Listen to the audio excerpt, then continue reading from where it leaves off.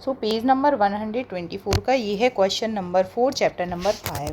सो हमें angle A B C मतलब जो मिडिल में आपका एंगल होता है उसकी वैल्यू हमें गिवन होती है। So angle A B C मतलब एंगल बी हमें गिवन है 45 डिग्री, एंगल आई के जे।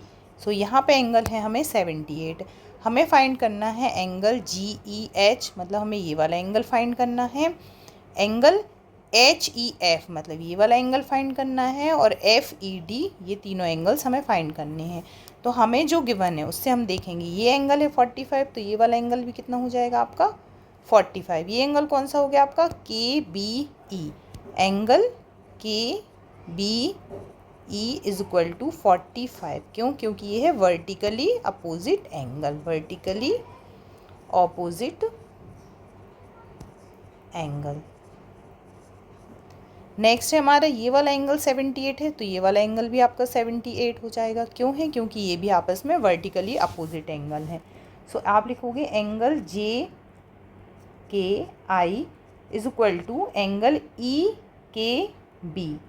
ई के बी, हमें के को मिडिल में लिखना है क्योंकि ये के एंगल है।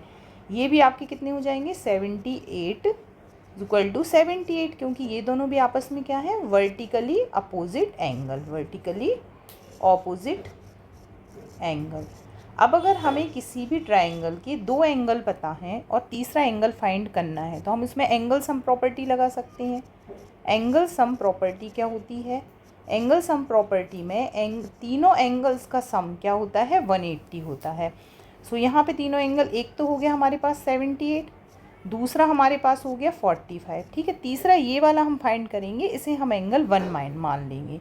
सो plus angle 1 is equal to क्या हो गया 180, तीनों का सम हो गया 180, इन दोनों का सम करेंगे सो सम आ गया 123 plus angle 1 is equal to 180। अब हमें एंगल 1 फाइंड करना है, सो 180 माइनस 120, सो ये आप माइनस करोगी तो ये हो जाएगा 57। तो ये वाला एंगल हमें कितना मिल गया 57 मिल गया।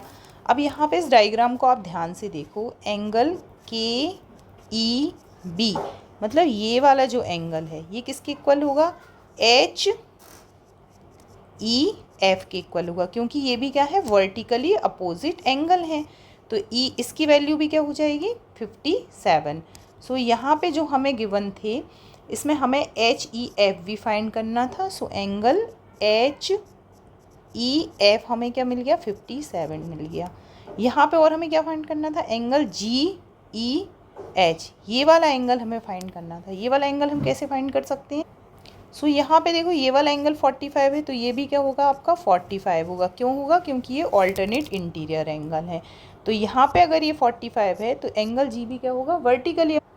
सो हमारा angle G E H, angle G E H भी क्या हो जाएगा 45। आप एंगल्स को आपस में कनेक्ट करते जाओ, आपका क्वेश्चन आसान हो जाता है। अब यहाँ पे ये हमें 57 हो गया, ये 45 है। अब हमें क्या फाइंड करना है एंगल एफ ई डी। तो ये देखो एक लीनियर पेयर बन रहा है, इन तीनों का सम क्या होगा 180 होगा।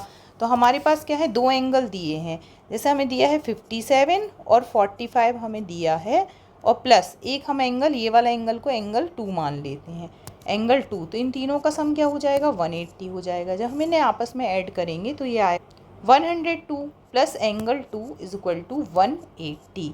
सो angle 2 is equal to 180 minus 102, इसे मैंने नीचे लिख दिया ताकि माइनस करने में दिक्कत ना हो।